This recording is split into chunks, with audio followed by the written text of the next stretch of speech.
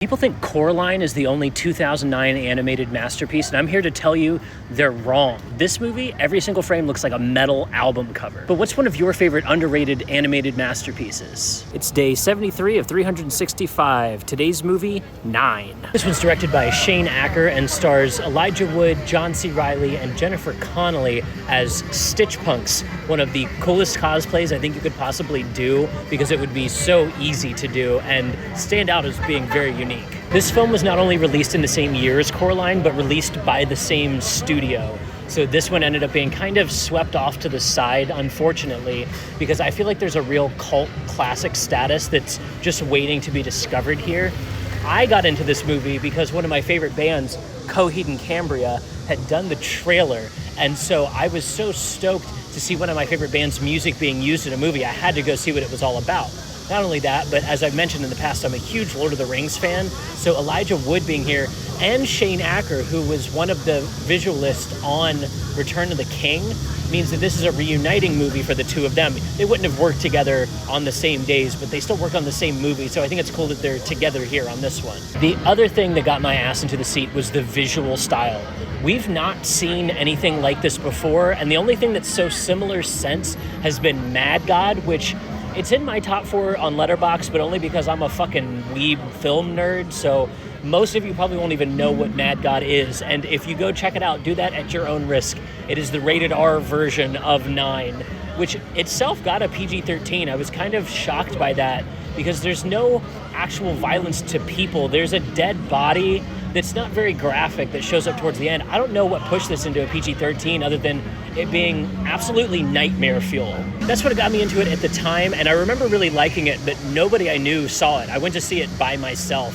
So looking back, I remember not being able to talk about this movie with many people. This might be the first time that I'm mentioning it since I saw it in 2009. And it's kind of crazy movies like this get greenlit at all. This is a pre-viz creator working as a director off of a short film that he had made 4 years prior. So this is a really unique kind of project to get rolling, thanks to Tim Burton working as an executive producer in the background. He's the guy to go to if you want to make something weird and off the beaten path. Revisiting it, I was actually kind of blown away by what I had forgotten. There's so much nightmare fuel. There's so many happy little moments. The other thing that I had forgotten is how little plot there is to this movie. And that's not a fault that I'll hold against it. It is trying to be a vibe piece, albeit an off-putting vibe piece. Those aren't knocks against it, though. There's actually a Facebook ARG that describes the plot more in detail if you're willing to go look for that.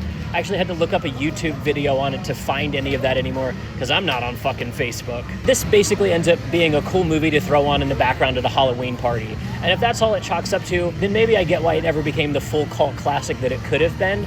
But I still think there's a lot to love here, so let's talk about the 3 things that I really love about 9. The first thing that I really love about this movie is the seamstress. Now, if you don't know, all the monsters in this movie have names, and that's the name of the, doll face baby head cobra thing. That one is what always comes to mind for me when I talk about 9 and Nightmare Fuel. It is so crazy to behold this creation of the wasteland, something that is so unique. We've not seen anything like it since, something that's almost as organic as it is inorganic. I love this kind of visual style. This is where the director's skills really come to the forefront. We can see that this is a guy that thinks things up in his head and then creates the story later. Had he been paired with a real excellent writer and real excellent director, this could have been an absolutely all gas, no brakes kind of movie. I love all the monsters, to be clear. The kind of cat skeleton monster you see at the beginning is awesome. I actually think it's kind of cute and would love to have one as a pet, but that's just me. I'm a fucking weirdo. Now, when it comes to the seamstress, though, the way that it eats and absorbs the dolls, the Stitch Punks, oh my God, that absolutely blew me away as a teen, and watching it again as an adult, I had forgotten how visceral and how cool those scenes are. They totally blew me away. If you don't watch this for anything else, watch this for the monster design, because even all the way up to the brain itself, this stuff really, really works. It is really excellent design work, and even the animations giving the character's life. They're not voiced. There's no voice behind any of these monsters, but you can kind of tell the emotions that they're emoting just by the way that they move in different scenes. This kind of stuff is so cool to me. I would love to see more. The second thing that I love about this movie is the fact that Elijah Wood is here. Something that we discovered after these like huge fantasy series is that their leads often end up doing off the beaten path kind of movies. Think Daniel Radcliffe doing Swiss Army Man after finishing the Harry Potter series, or Elijah Wood playing a serial killer in Maniac, or in this case, playing the lead role in a dark animated fantasy movie. You can even recognize his like textbook Elijah Wood Frodo scream from Return of the King in different parts of this performance. And like I mentioned at the top, our director also worked on Return of the King, so reuniting these people a few years after that series has ended is such a cool thing to me. This is just an indicator of what Wood is going to be doing with the rest of his career from here on. He ends up being in a Chroma flick this year, playing a character in The Toxic Avenger with Peter Dinklage. The fact that he's willing to do stuff like that after basically making all of the money doing Lord of the Rings, I really respect. You don't see this super often in actors, but it's kind of crazy that it happened not only with him, but with Daniel Radcliffe, and they're actors that get confused for each other as well. It's almost like they were passing notes back and forth to each other, and this is just one of the weird stop-offs for him along the way. If you're a Lord of the Rings fan, if you're an Elijah Wood fanatic, 9 is not one to be skipped. He's the lead in it. He does an excellent job bringing a new kind of character, a leader character that he wasn't really a leader in The Lord of the Rings. He almost was kind of following the tune of his own drum. And so I really enjoy that we get something a little off the beaten path here, but also still right in the vein of the stuff he was doing at this time, and an indication of where he's going to go from there. The last thing that I love about this film is just uniqueness for the sake of something different. At this time, especially in the late aughts into the mid 2010s, so many animated movies were samey. We were getting so much wash, rinse, and repeat. We're about to get another Toy Story movie not long after this. There's just so many sequels and so much that's just not unique. Seeing a movie come out that has no IP, only a short film behind it, no comic books or anything else, it's just standing on its own 2 feet and standing down on those feet being super unique.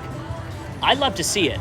This is the kind of thing that I would take so much more of, but there's so much risk involved with making movies like this that they end up just getting swept off to the side. I think I might revisit this movie more often than many of them that I've seen on this list so far, just for the fact that it is unique, just for the fact that it is doing something different. The fact that I could show it to an older kid and they would have a great time as it kind of forms them as a person. Think about Coraline and how many kids were affected by that movie. I have friends now in their 20s and 30s that relate so deeply to Coraline because they got to see it as a kid and it scared them a little in a good way. It's okay to be a little frightened by our movies, especially when they have good stories in them, like going out of your way to help people around you in your community or in your family. But what do you think? Was this one you had ever seen before? Are you going to check out 9 now that I've talked about it? I'm curious to know what you think. Our next movie is an indie comedy with Jason Bateman, directed by Mike Judge, the guy that made Idiocracy and King of the Hill, and it's called Extract. And as always, I'll see you tomorrow. This fuck-ass Lambo over here blowing out his exhaust to try to impress people because he's got it a gear too high and it sounds like goddamn shit, because no sports car like that sounds good unless it's out on the road doing 90.